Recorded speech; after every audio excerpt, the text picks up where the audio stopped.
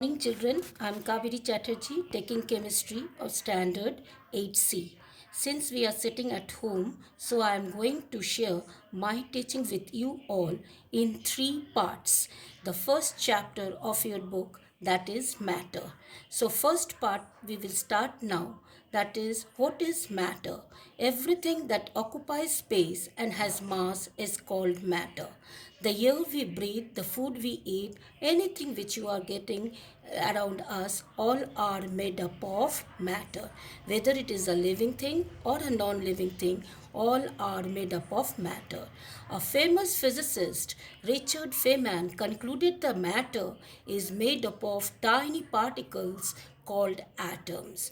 Then the famous Indian scientist Carnot and Democritus from Greece suggested that the atoms are indivisible in nature.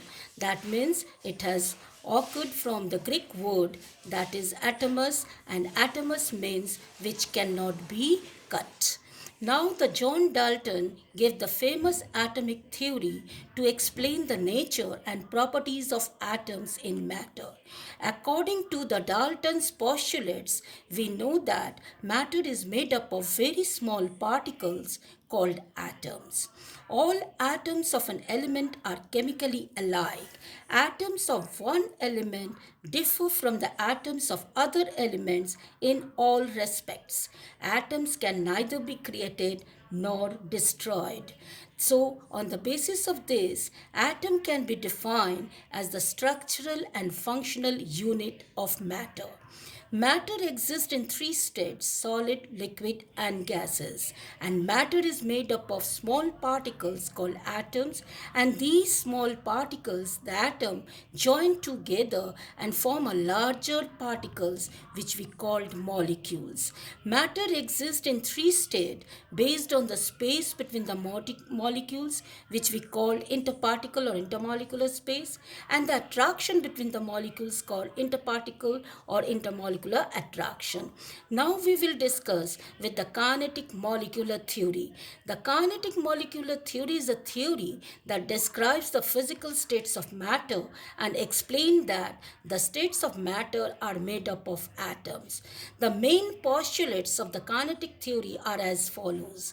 First, all the states of matter are made up of numerous tiny particles called atoms or molecules. Second, the particle has space between them called the interparticular space. The particles are attracted towards each other due to a force called interparticle or intermolecular force, and they are held together.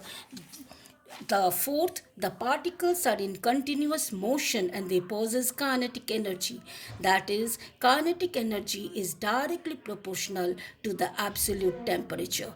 As the particles move, they possess kinetic energy, and the amount of energy possessed by the particles determines the states of matter. The solid have the least amount of energy, whereas the gases have the maximum amount of energy. Now we will discuss the states of matter in three states on the basis of interparticular space and interparticle force, and we will discuss first with the solid. The particles in the solid are held together by strong interparticle force. They have less interparticle space. They are very closely packed. They have a fixed shape, mass, and volume. The space between the particles is very less, so they vibrate in one position, that is in a fixed position, and the particle possesses very less kinetic energy. The kinetic energy of the particle is not enough to overcome the particles to move. So they have negligible space between the particles, and that is why the solid cannot be compressed. Now we will discuss with the liquid. The liquid particles are held together by slightly weaker interparticle force as compared to solid.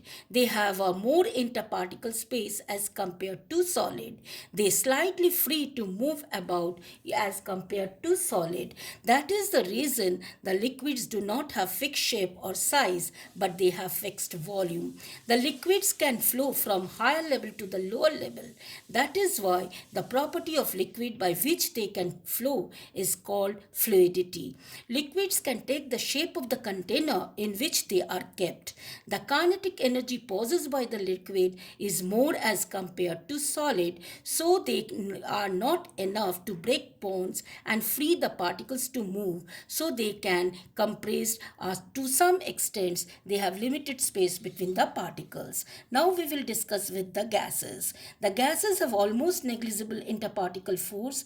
They have maximum interparticle space as compared to solid and liquid. They have maximum free space to move about.